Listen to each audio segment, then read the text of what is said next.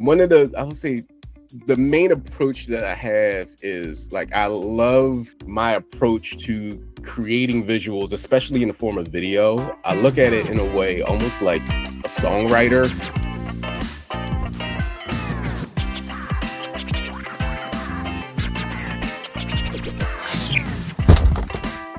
Welcome back to another exciting episode of the Business Narrative. Today, we have an award winning storyteller, visual storyteller, and an entrepreneur creating impactful stories with his lens. He is none other than Daniel Jackson.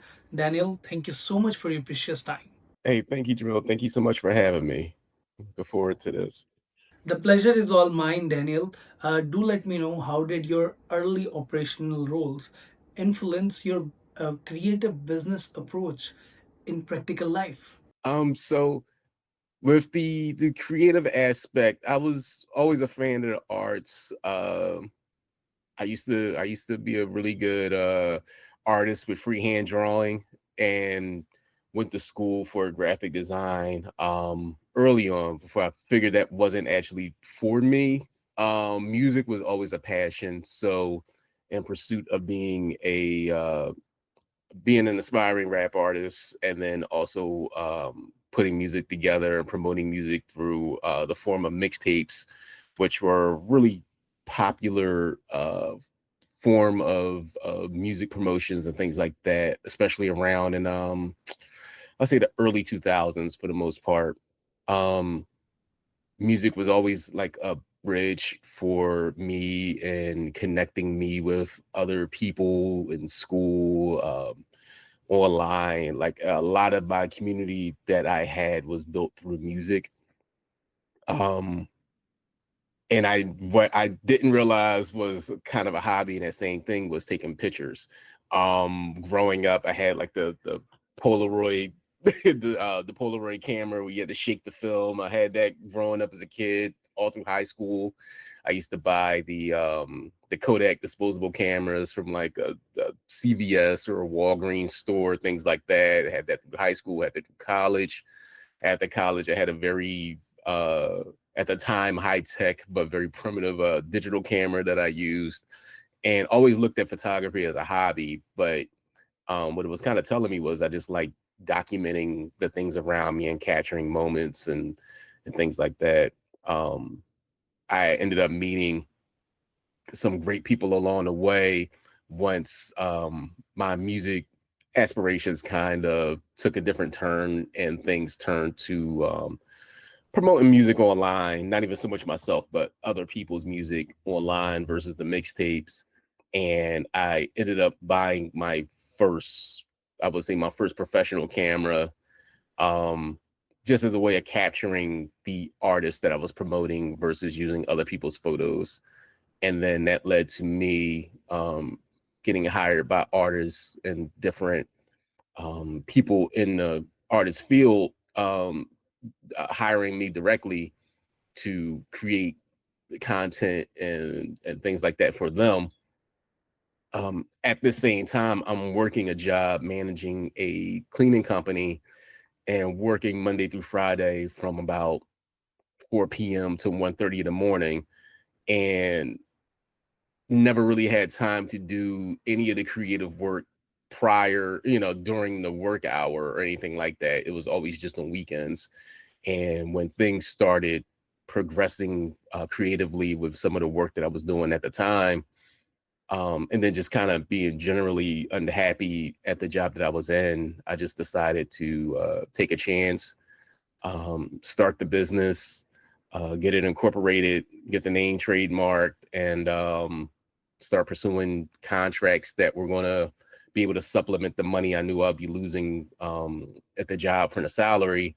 And just decided to take a chance and left the job to do the business in 2016.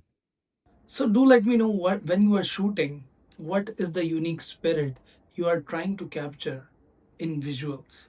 Because for an artist or for a photographer, this is the most important thing.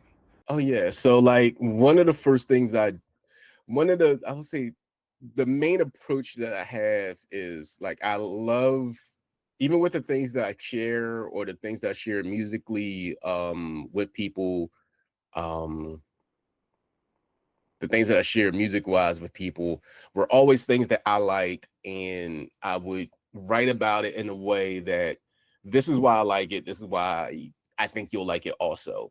And that same approach was what I took visually. So when I'm capturing photos of an event, I'm trying to tell the story of my time there in a way. So kind of with the establishing shot, the detailed shots, human reactions within that moment, whether it's a concert or a comedy performance or something neighborhood event where it's different people providing services, people in the neighborhood, and you're seeing like this interaction, kids smiling and things like that. Like I'm looking for all those moments that kind of give the event or anything like that some heart, and then also just trying to do that in a creative way. Like one of the one of the strangest things that I say that since doing video and photography full time is that I kind of see the world even differently. Like, and I'm looking at it, I see it like almost like in segments where I'm looking at the world through different uh picture frames, and I'm piecing together like the image that's in front of me and looking at, all right, how can I, this conversation that we're having, what would be a creative way that I can show that this conversation is happening other than just a straightforward looking at you on the screen? Like, so even just like a low angle shot or anything like that, that's literally how I kind of see the world now, where I'm looking at everything from like different vantage points and looking at it and processing it in the most creative way possible. But ultimately it's the feeling that the photo or video has to have. So I try to always give my perspective on the great moments of whatever's happening and doing it in the most creative way possible.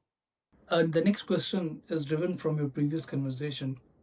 Like, how do you balance authentic storytelling in your visuals? On the other side, you have client commercial needs. So, how do you manage both things, commercial needs and authentic storytelling? Yeah, it's funny because it's like it's something I think about. Like I look at my approach to creating visuals, especially in the form of video, I look at it in a way almost like a songwriter that writes music for different genres.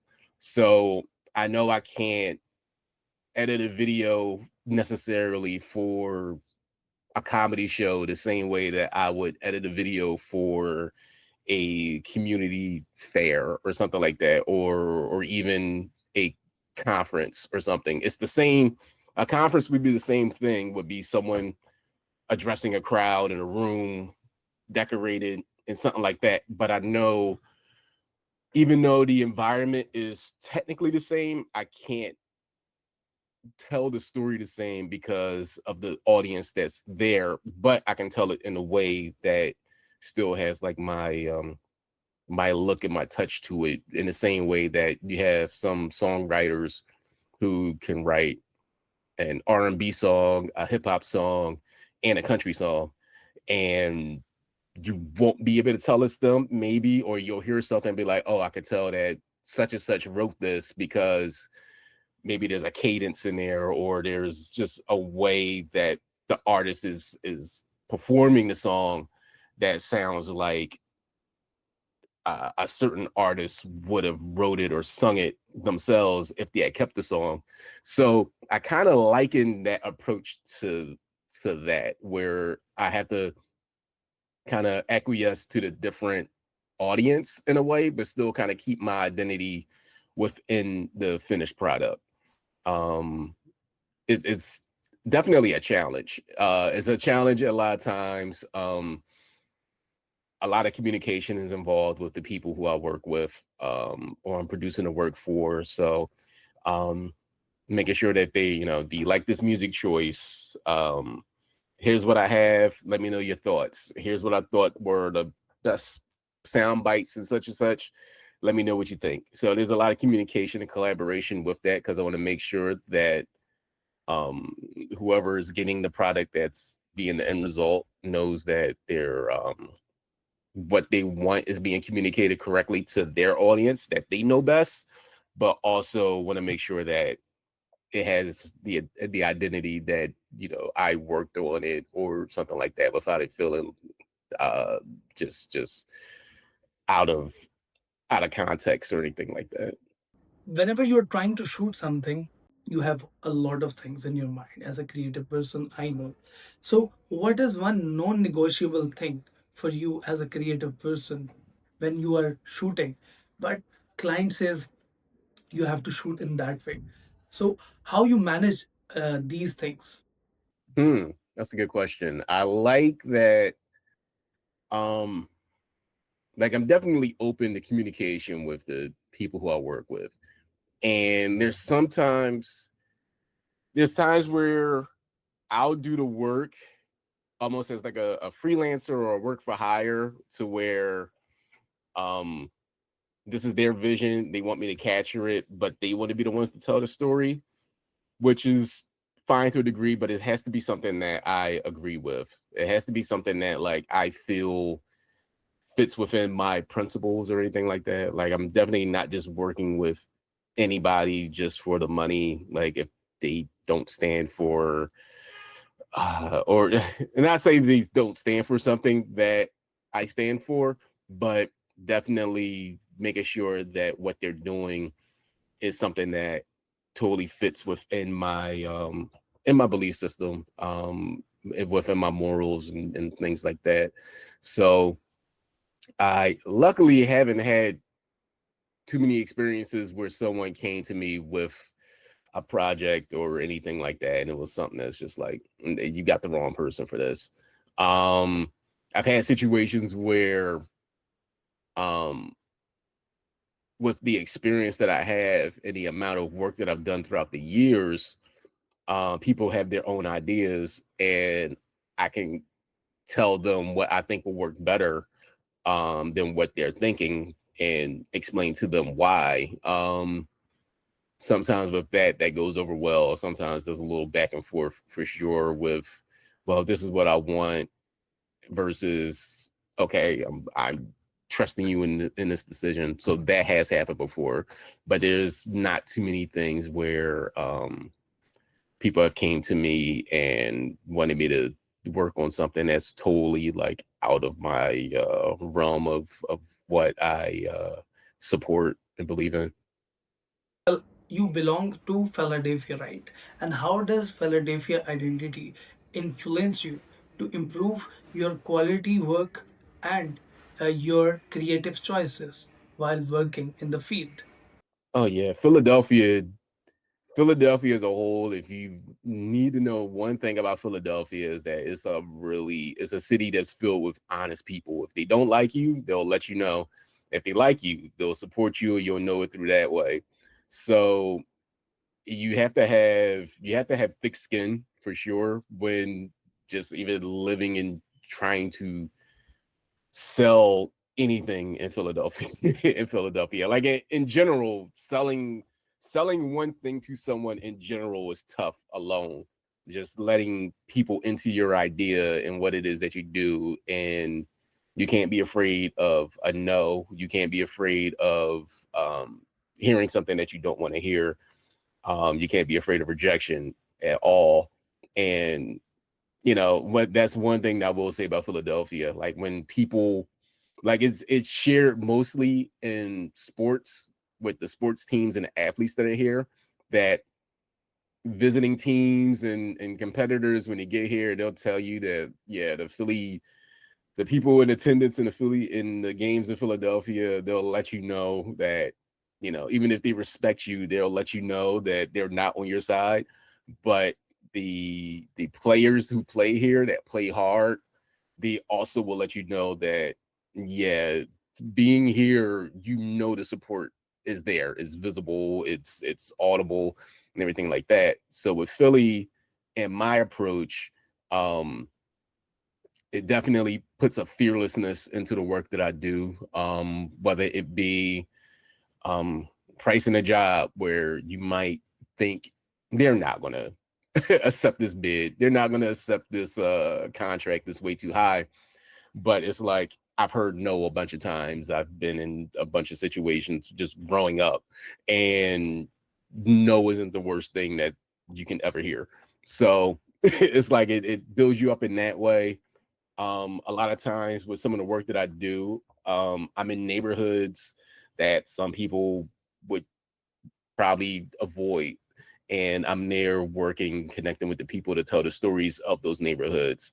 And I think a large part of that is just growing up in those neighborhoods, having friends in those neighborhoods, just resonating with the stories in those neighborhoods. So, and outside of that, Philadelphia is just like a huge creative city as a whole. Like any large tour or a lot of musicians and things like that, a lot of the band members or people who are working on those tours a lot of times are from Philadelphia. Like even like right now, like someone I know that's on tour with Beyonce is a backup dancer is from Philadelphia. But the Super Bowl performances, they're curated and or not so much curated, but they're put together by someone with Philadelphia ties. A lot of the musicians who are working on those are people from Philadelphia. So Philadelphia is definitely a great hub for creativity. The creative community here is very connected, um, and very much a strong suit here. And I think that plays a huge part in what it is that I'm doing. There are many photographers, they claim that they are not getting clients in initial days. So, like, what is the methodology? If they adopt that methodology, if they follow those rules or any sort of principles by you, by your suggestions, so that they can get initial clients. Like any suggestion for young photographers or those people who want to be in this particular field, in this media field? Early on in learning the business before I got full time, not even learning the business, learning how to be better at making video and taking photo. I've been lucky enough and blessed to have great mentorship. And with that approach working so well with me is something that I kind of replicate and is how I approach myself with other people. So a lot of times the people who do work with me are either people who own have their own video production companies, their own photography companies that I'll bring on projects, and I'll let them network within the client base that I have. That's one thing that kind of gets overlooked, that there's competition, sure, but the city and the amount of people here is large enough where everybody can benefit from the different relationships that are within the city. I can't do every single job for one company like every day of the week. So it's like if I can't do it, if I can hire someone who I know that is work that I trust to do it and be able to pay them, I'll do that. Um, or another thing is a lot of the people who work with me now, a good amount of them are college students, media students, and things like that. I end up paying them and putting them in communication with each other because they might not know each other but go to the same school, or someone might be in that school already that they're attending, and giving them someone to be able to meet and network with and build community with. And then also, if I find information that I think can benefit them, I'm quick to share that with them, whether it be attending events, grants they can apply to, opportunities for mentorship, and with people who have more bigger reach or anything like that than me. I'm definitely always about just trying to put people in positions where they can benefit and grow from, um, whether it's with me or not. I think that you just make everything stronger by being able to share resources and being uh, confident enough that the person is going to be able to benefit from that. It doesn't take anything away from you. And ultimately, one of my other favorite things is like I said, where that was an approach that I took on because someone did that with me. And what I love is seeing when the people who I do that to then take that approach and give it to others or provide for others. So it's something I'm happy with overall. That's like another part of the business that, like I say, when I initially started, wasn't something I thought about, but it's just like another plus in doing it. So now this is a time of a rapid fire round, and I will going to ask you some rapid fire questions, and you have to answer them very quickly.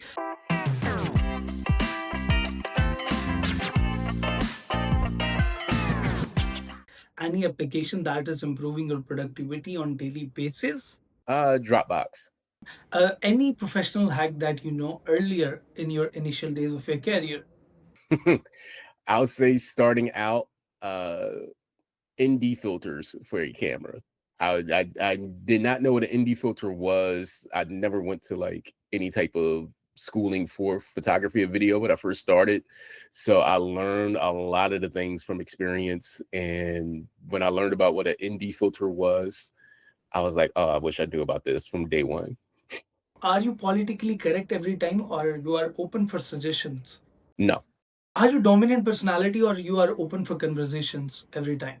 I'm open for conversation. Your all-time favorite junk food, Daniel? Oh, Rice Krispie treats. Thank you so much. Before leaving any message for aspiring entrepreneurs, those people who are juggling around but they are not getting the desired results.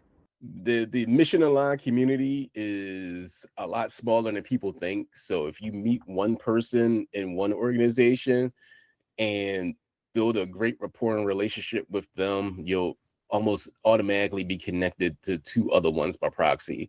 But it all starts in relationship building and being trustworthy, and then comes the great work that you do. Um, so yeah, put yourself out there, network.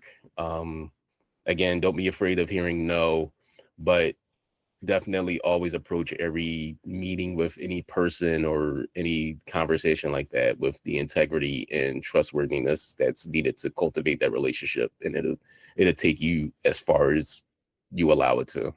Thank you so much, Daniel, for your precious time, and I hope all the viewers will going to love the podcast, especially those people who wanted to be in this particular field of media. They want to start their career in media field, like a photographer, video editor, videographer. I hope this podcast will going to help you a lot. If you love the podcast, do subscribe the channel, press the bell icon, and do share with your friends who are aspiring entrepreneurs who wanted to be in this field. We will be going to meet you in the next podcast. Till then, take care. Bye bye.